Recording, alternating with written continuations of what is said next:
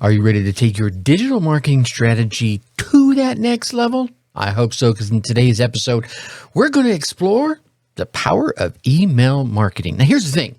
Whether you're a small business owner or a seasoned marketer, whether you're just starting or a little long in the tooth like myself, email marketing can help you connect with your audience, can help you build relationships and drive conversions.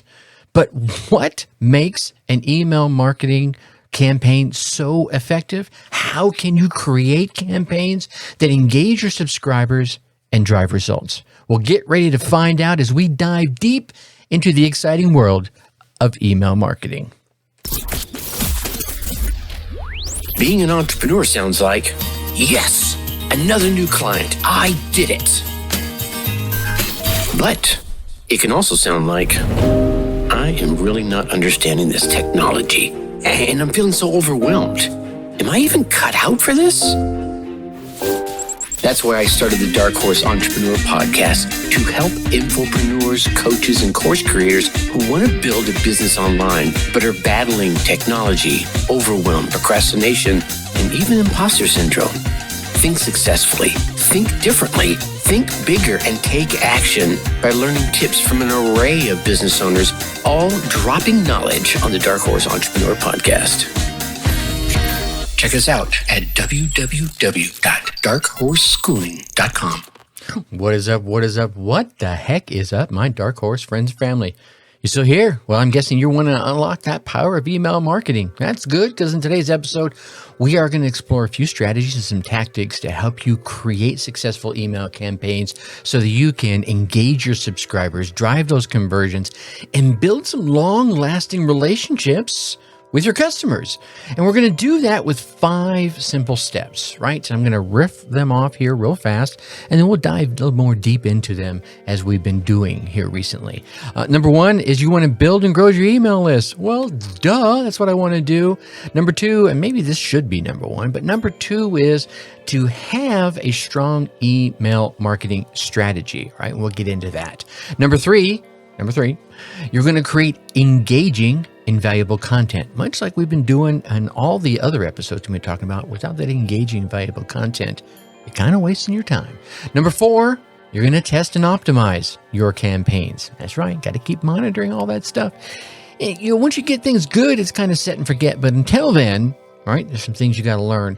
And number 5, and this is specific to emails, you want to make sure you stay compliant with all those email regulations, and we'll go over those and some of the key ones that are out there. All right, let's start at the top.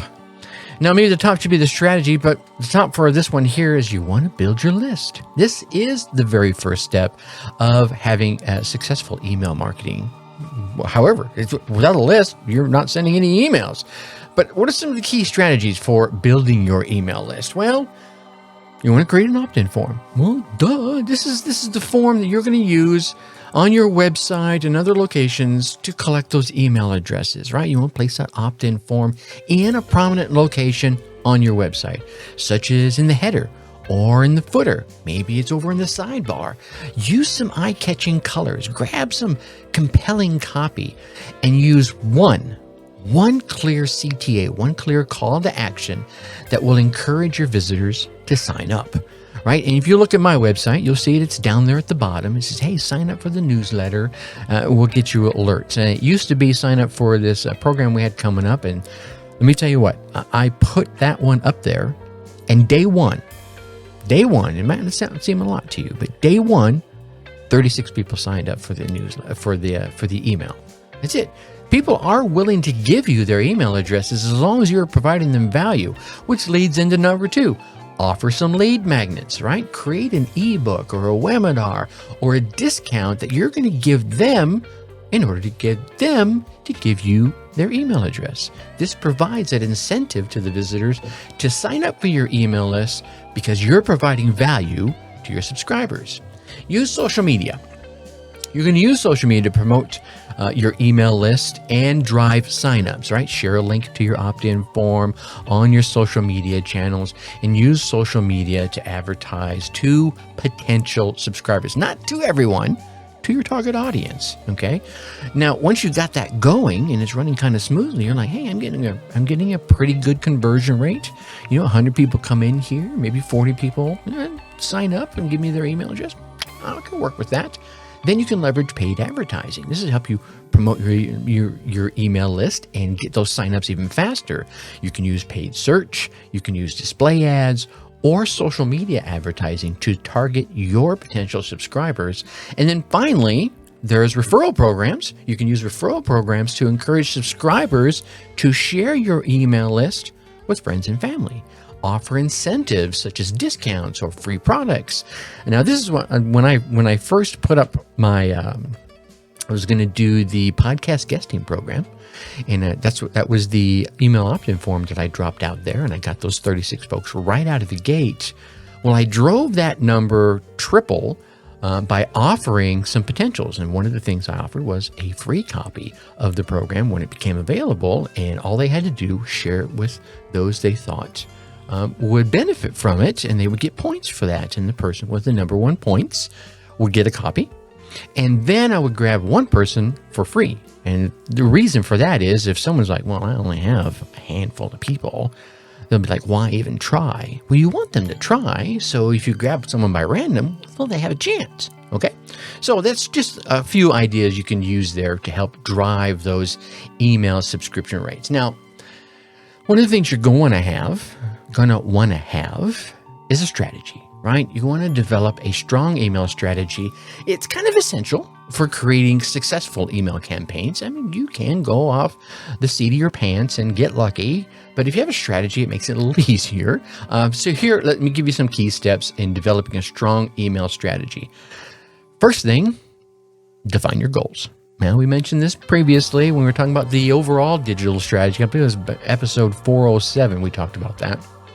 But you want to define what your goals and objectives are, right? So that's the first step to developing a strong email strategy, is to know what it is you're trying to achieve. Do you want to drive more sales? Do you just want to get more emails on your list? Do you want to drive more website traffic? You want to create brand awareness? Are you looking to nurture your leads? Each one of those are going to take you down a different path.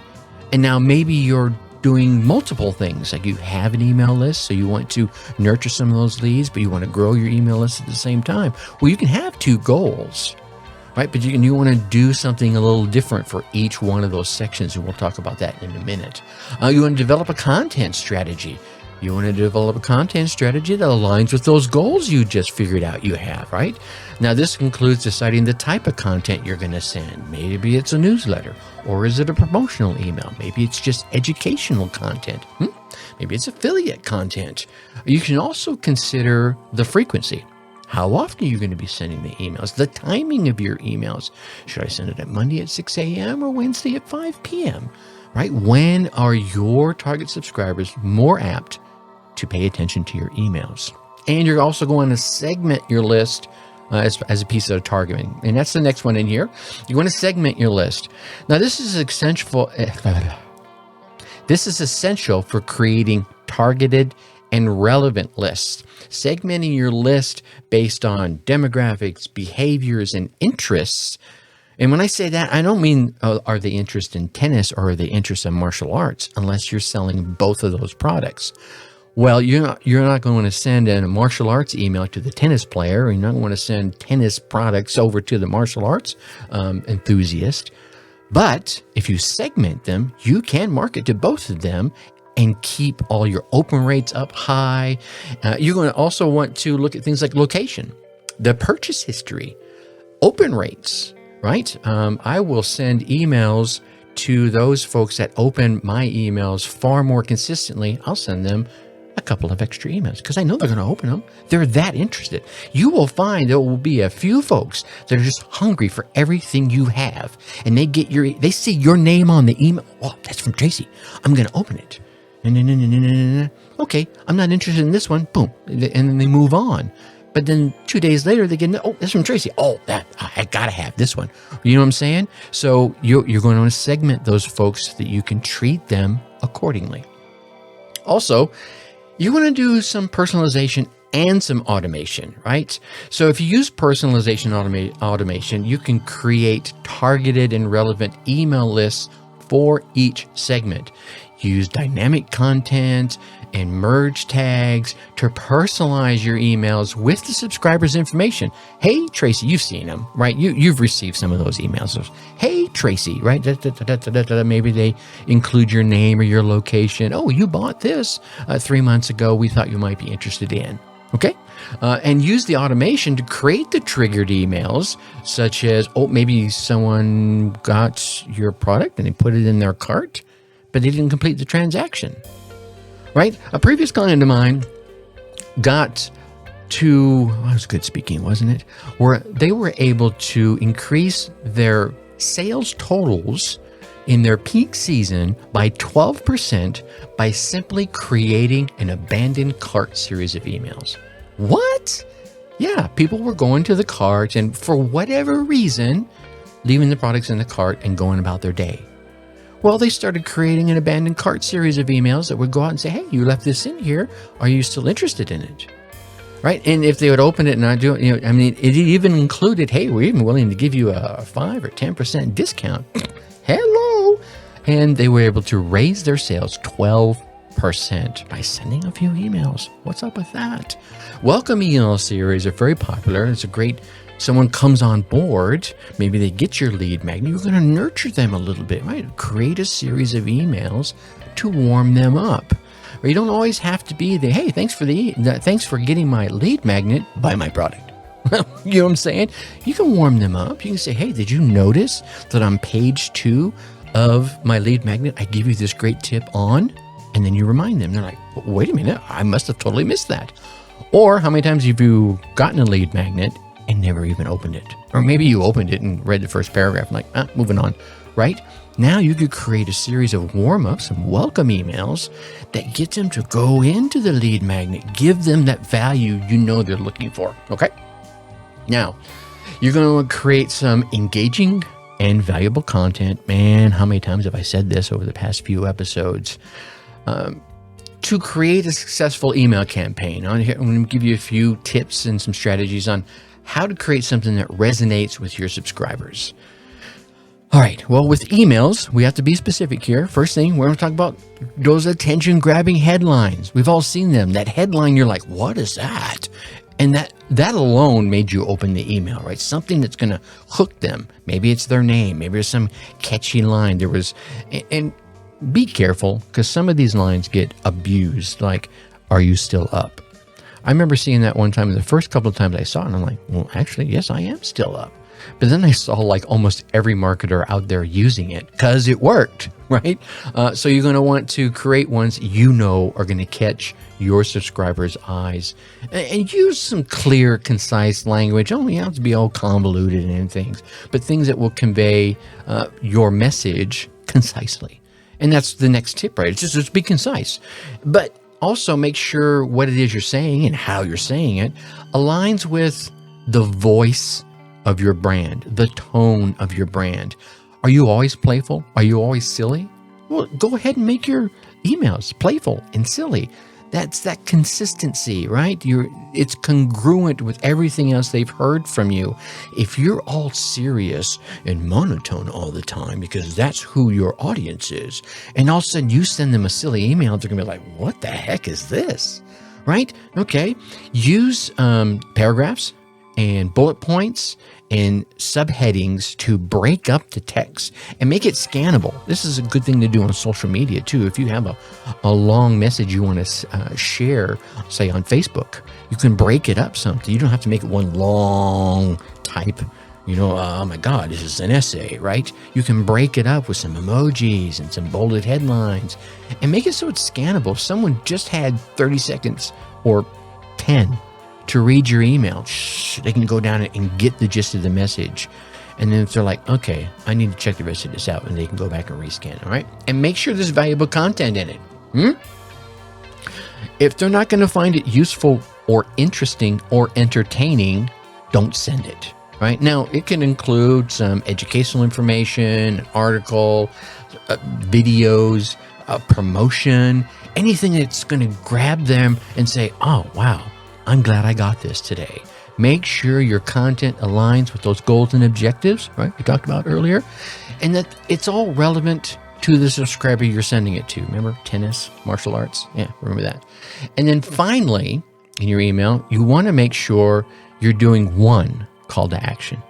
Now, you may do that same call to action 3 times, right? Hey, by the way, click here, click here, right?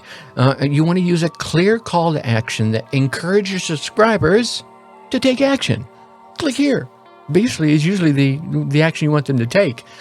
Make sure the CTA is prominent, that it's easy to understand, and aligns with the goals and objectives. You feeling a pattern here? Okay. And use action-oriented language like buy now, click here, right? Subscribe now.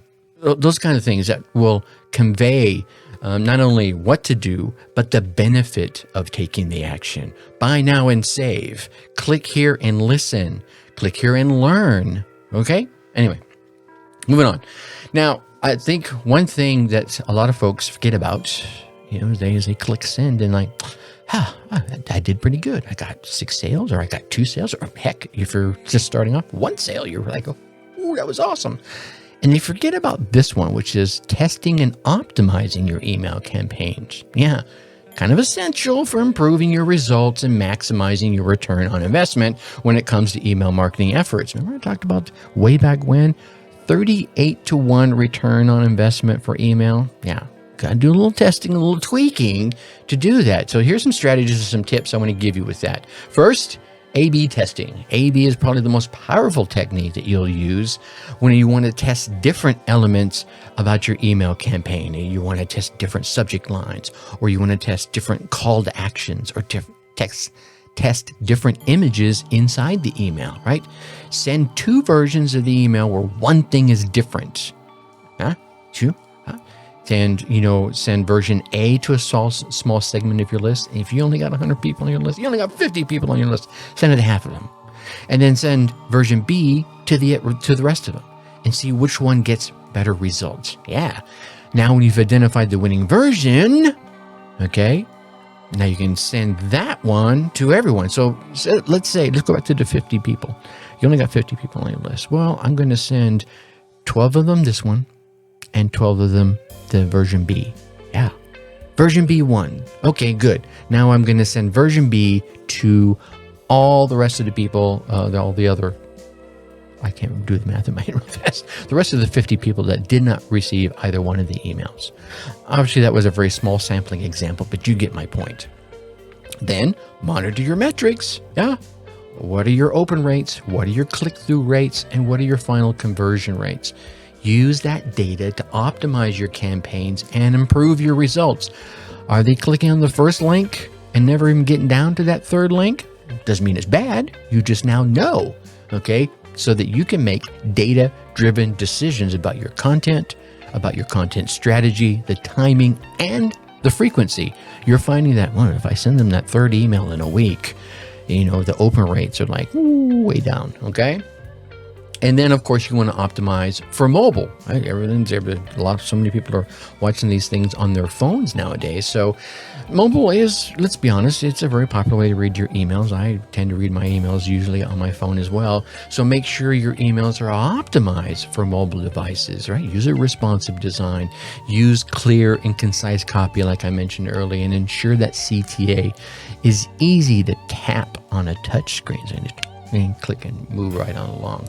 And then, as I've mentioned a couple of times here, that personalization and that segmentation, right?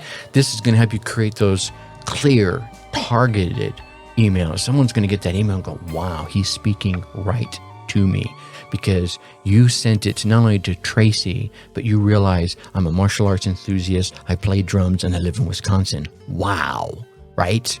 You can use dynamic content, merge tags, and personalize the email with the subscriber's information, like I just mentioned, their name, their location, some of their purchase history, some of the interests you've collected as you've engaged with them across time. Using that segmentation to create very targeted email into different segments so that you could really drive let me back up. You can really build that relationship with them, okay? And drive that business opportunity as well. Okay.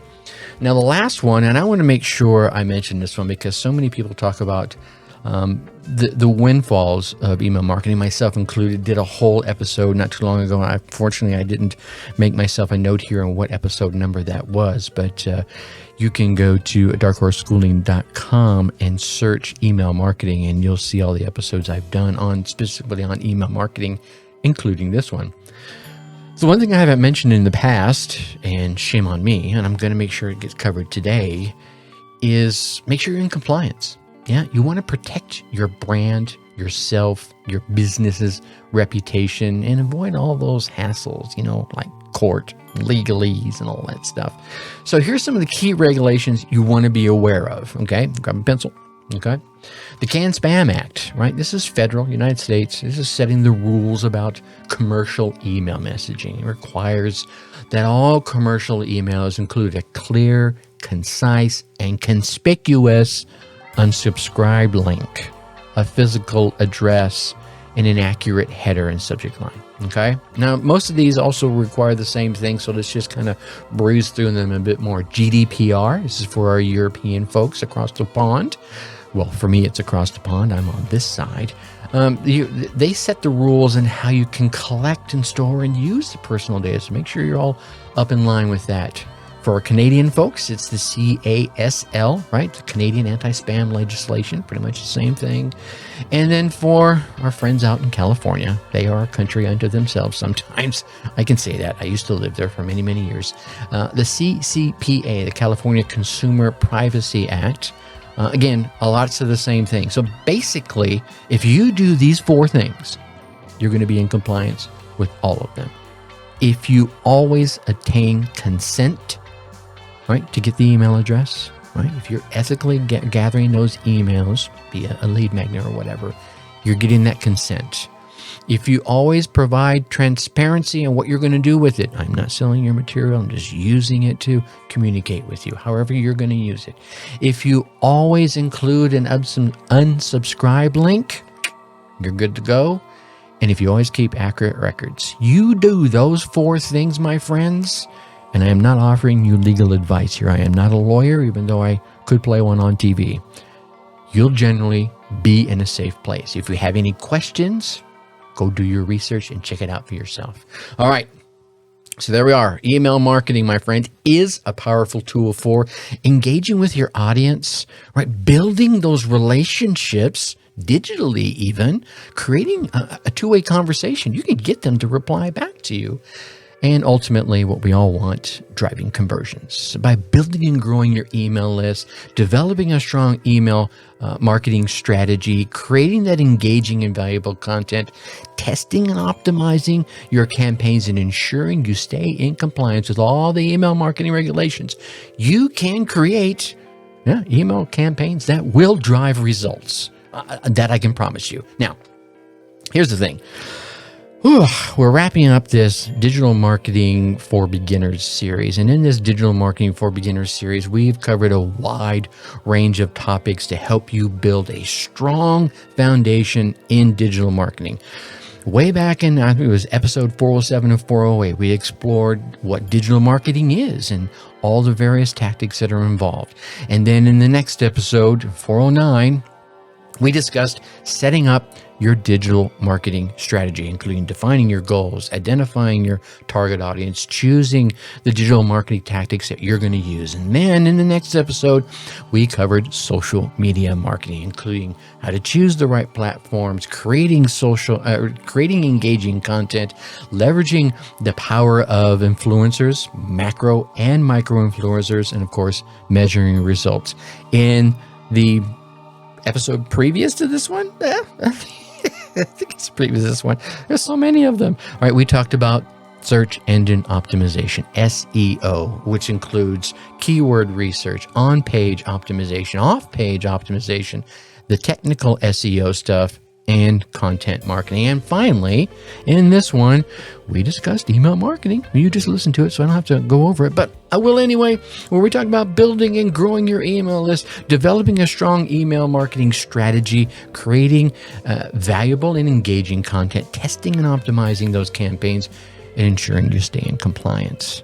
I really hope you found this Digital Marketing for Beginners series valuable, right? Because I just want to provide you this comprehensive overview of digital marketing, and hopefully it's giving you some tools that you'll need to get started on your own digital marketing journey. All right, I want you to keep listening to this podcast. For any more tips and advice that I can give you on digital marketing, go to darkhorseschooling.com and search there. We're 413 episodes in. I'm sure there's a piece of content you can find value in. And with that, I'm going to leave you as I always do. Think successfully and take action. Thank you for listening to the Dark Horse Entrepreneur Podcast. Thanks for tuning in.